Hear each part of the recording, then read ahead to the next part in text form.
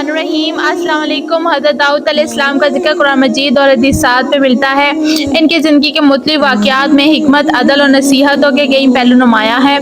हज़रत दाऊद अलैहिस्सलाम अल्लाह के परहेज़गार नबी और अज़ीम बादशाह थे। इनके मुतालिक मशहूर वाक़या कौवा और तौबा का है, जो कि अदल, इंसानियत और अल्लाह के हुज़ूर आज़ी का महज़र है। इस वाक़ये को समझने के लिए जानना ज़रूरी है कि हज़रत दाऊद अलैहिस्सलाम अल्लाह के बहुत मुनक़रिब बंदे थे और इन पर अल्लाह ने अपनी ज़बूर नाज़िल की थी। हज़रत दाऊद अलैहिस्सलाम अपनी इबादत, इंसाफ और हिकमत में मशहूर थे। वो दिन रात अल्लाह की इबादत करते थे और लोगों के दरमियान अदल इंसाफ करते थे। अल्लाह ने इन्हें क़ुव्वत, खूबसूरती और मुसारकुन आवाज़ अता फरमाई थी। इनकी आवाज़ में अल्लाह की अज़मत का जिक्र सुनते ही पहाड़ और परिंदे भी अल्लाह की तस्बीह करने लग जाते थे। ये वाक़या इस वक्त का है जब हज़रत दाऊद अलैहिस्सलाम बनी इसराइल के बादशाह थे। इनके सामने एक ऐसा मामला पेश आया जो कि इनके लिए आज़माइश साबित हुआ। कहा जाता है कि एक दिन हज़रत दाऊद अलैहिस्सलाम महल की छत पर बैठे, इनकी नज़र एक खूबसूरत औरत पर पड़ी जो गुस्ल कर रही थी। ये औरत उरिया बिन हन्नान की बीवी थी, जो इनके लश्कर में एक बहादुर सिपाही था।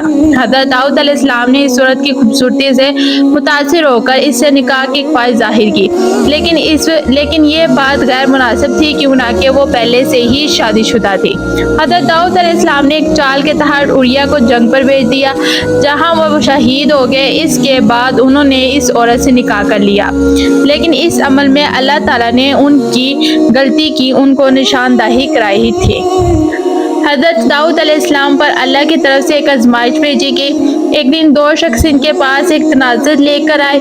इन दोनों में से एक ने शिकायत की कि मेरे भाई के पास 99 दम्बियाँ हैं और मेरे पास सिर्फ एक। वो जानता था कि मेरी दम्बी भी अपने पास ले लेगा और वो दम्बी भी मुझसे लेना चाहता है। हज़रत दाऊद अलैहिस्सलाम ने जल्द से फैसला दे दिया कि वो भाई जालिम है जो 99 दम्बियाँ होने के बावजूद अपने भाई की एक दम्बी भी लेना चाहता है।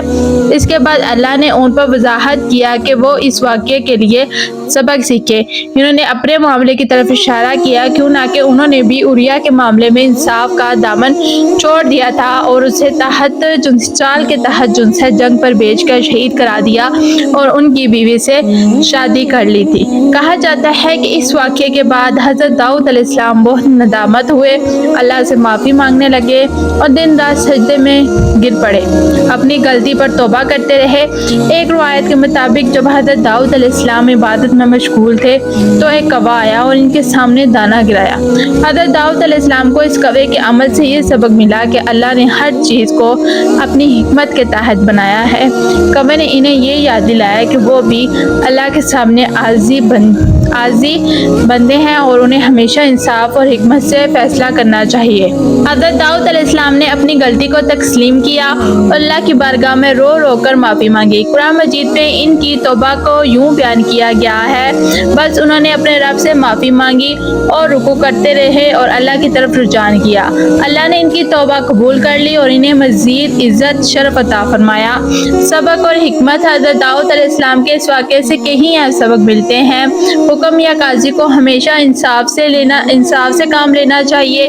किसी भी फैसले से पहले अच्छी तरह तकीद करनी चाहिए। अगर इंसान गलती करे तो इसे फ़ौरन अल्लाह के हुज़ूर तौबा करनी चाहिए, क्यों ना कि अल्लाह माफ़ करने वाला और रहम करने वाला है। अल्लाह अपने हर परहेज़गार बंदे को भी आज़माता है ताकि उनके सब्र और आज़ी का इम्तिहान हो सके। हर इंसान, चाहे वो नबी हो या इंसान हो या वली हो, अल्लाह के हुज़ूर आज़िज़ है और इससे गलती का इम्कान मौजूद है। ये वाक़या हमें ये सिखाता है कि इंसान को हमेशा अपनी गलतियों का इतराफ़ करना चाहिए और अल्लाह से माफ़ी मांगनी चाहिए।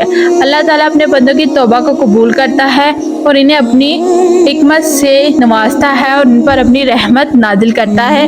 और इसी तरह अगर इंसानों से भी गलती हो जाए तो वो भी अपनी गलती को अल्लाह के हुज़ूर पेश करें और अपनी गलती को उसी टाइम माफ़ी मांगे और तस्लीम कर ले कि हमसे ये गलती हो चुकी है, क्योंकि इंसान की फितरत में होता है कि वो गलतियां कर जाता है। कोई भी इंसान यही नहीं कह सकता कि हमने कभी ज़िंदगी में गलती नहीं की होगी। गलतियां सबसे हो जाती हैं, हमसे भी हो जाती हैं, हर इंसान से हो जाती हैं गलतियां।